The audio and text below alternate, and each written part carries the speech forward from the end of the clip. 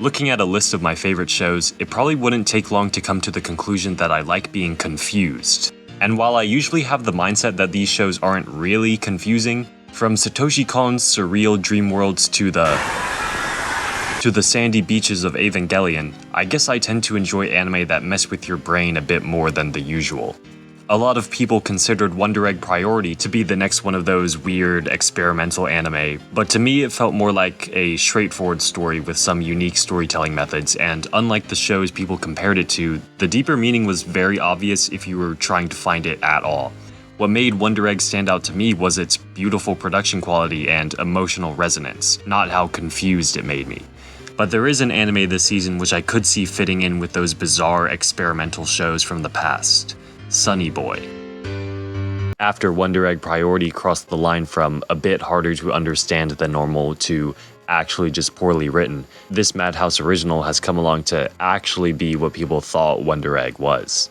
The plot is way less straightforward, the metaphors are way less obvious, and it's a lot less clear what most of the characters' beliefs, motivations, or goals are. I'll talk more about those characters, but first we need to talk about what the show is about. A group of high schoolers and their school is teleported into the void, and also a bunch of people gain superpowers. That part of the synopsis almost made me skip it, just like I did pretty much everything else this season, but I'm glad I stayed with it. And if you like the type of anime that I've talked about so far, you'll probably enjoy this one. Like, this show has had some of the most surreal shit I've seen in a while. The draw of this story is not at all the superpowers, it is instead the characters and seeing how they respond to their situation, and at the same time trying to figure out what's actually happening and what the intent of the story is. The first thing you'll notice is the unique directing and art style. At first it might seem kind of stiff, but by the end of the first episode, you'll see that the director's focus is really on emphasizing the important moments. Scenes that don't really need that much animation won't have it, but the animators and background artists still sometimes get a chance to flex in these scenes with a random smooth movement, unique looking trees, really good drawings of eyes, and this blue fire that I really like. And then in the big moments, everything kicks into gear. I would suggest really paying attention to the music, which follows that principle of holding back to emphasize important stuff perfectly, especially in the first 2 episodes. And along with a clear vision for the directing style, Shingo Natsume knows what story he wants to write as well. Each episode so far has had its own idea behind it, which connects back to the show's main themes.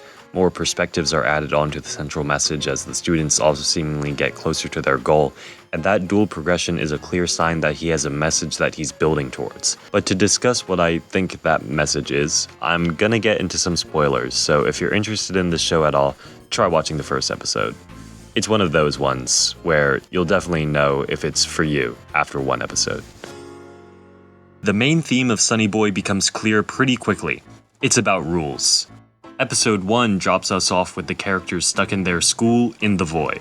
You would think that after getting teleported into a pocket dimension, you would be trying to find things like food and how to get back, but the immediate concern of a few of them, and one of the first concerns shown on screen, is how to organize and maintain order.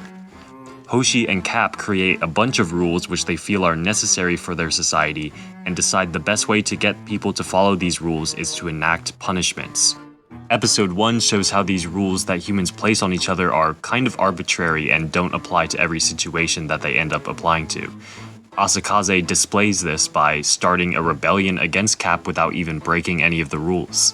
By this point, Cap had gotten obsessed with everyone following the rules no matter what, not because the rules benefit society, but simply because he wanted people to do what he said. Once his hunger for power is exposed, Hoshi steps to the front and publicly humiliates him. But Hoshi doesn't seem to be that good of a person either. Other than how his meetings with God and whatever this is seem to be marking him as a future antagonist in the show, his morals are also something the show seems to disagree with. He's not the same as Cap, who wanted people to follow the rules because of his own ego, but Hoshi was there with him creating the rules and has the same goal of making people follow those rules. Multiple times in the past 5 episodes, he has told people to follow the student council's rules without any real backing as to why. He believes that the rules he has set will benefit society, and because of that, he thinks everyone should follow those rules no matter what. However, Hoshi isn't painted in a completely negative light by the show, and to explain why, we need to look at Nozomi. Compared to Cap and Hoshi, Nozomi is at the complete opposite end of the following rules spectrum. She doesn't believe in preventing others from doing what they want, and so she doesn't appreciate the way the student council ends up running things, and decides to not conform to it. Though it's to a point where she will literally just not do anything for the betterment of the group if she doesn't feel like it. And with that, Sonny Boy explores the struggle between doing what you want for yourself while also needing to do things that benefit society. Hoshi's intent is clearly shown as more reasonable than Cap in the first episode, since he seems to actually care about helping society work correctly. And it's clear that Nozomi is choosing to not help everyone else out for pretty much no reason. But Hoshi's mindset is clearly incorrect. He wants people to follow the rules because he thinks they benefit society, but he doesn't question if they actually do that. Nozomi's lack of respect for rules is shown as necessary. Someone like Hoshi would never dream of a better world because he's too set on everyone following the current rules. The reason Nozomi is able to see the way out is because she doesn't submit to the way the world is, and the rules that come along with it. She's the idealist of the show, the optimist, always having the best possible outcome in mind, never submitting to any limitation. But she isn't the one who actually has the power to bring everyone to a better world. That role goes to the one who's probably going to end up being the most important character, Negara. Negara is your typical no goals, no confidence anime protagonist, but he has big potential in the context of Sonny Boy's themes.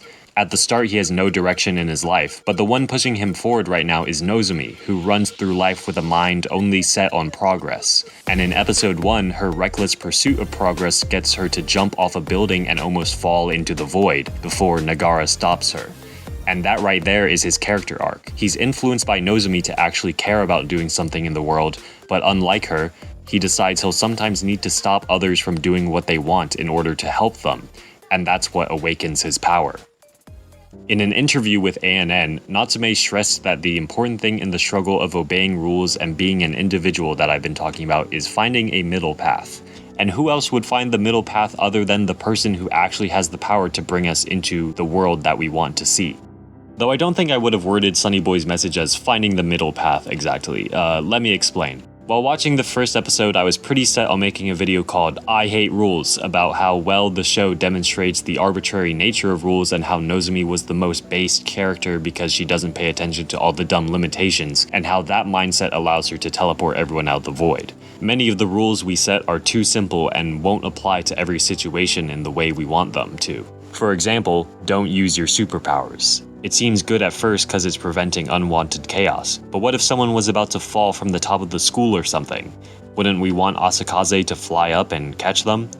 When Negara tried to stop Nozomi from jumping off the roof, he wasn't doing it because there was a rule that said don't jump off buildings. Sometimes jumping from somewhere high up is fun and not in any way harmful, and so that rule shouldn't exist. He did it because he observed the situation and came to the conclusion that if Nozomi jumped in this moment, she would fall into the void and probably be lost forever. He imposed authority, not a rule.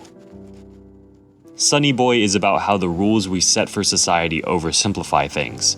So all rules are bad, right? Well, that's not really what it's trying to say. The viewer can easily interpret Nozomi's selfish laziness in refusing to do her assigned job as what I just said, selfish and lazy. But at the same time, Sonny Boy comes off as sympathetic towards people who don't want to help society with the normal jobs expected of them, because those jobs society has assigned them don't give them fulfillment.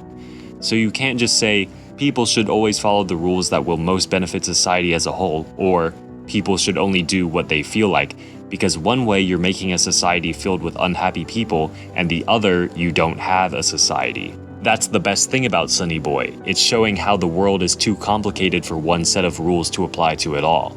Rules are dumb, but all rules are bad is itself a rule. Not only that, but the show just keeps adding more interesting things it wants to talk about. Social isolation, escapism, scapegoating, capitalism, and growing up. All while managing to stay coherent, and all coated with a nice layer of audio-visual creativity. I'm really not sure exactly how Sonny Boy will end up plot-wise or thematically, but that's part of the fun of consuming a piece of media. The curiosity of how a show will end and what its message will be is always the most important thing to me. Actually, no. That's another dumb arbitrary rule that doesn't apply to all situations.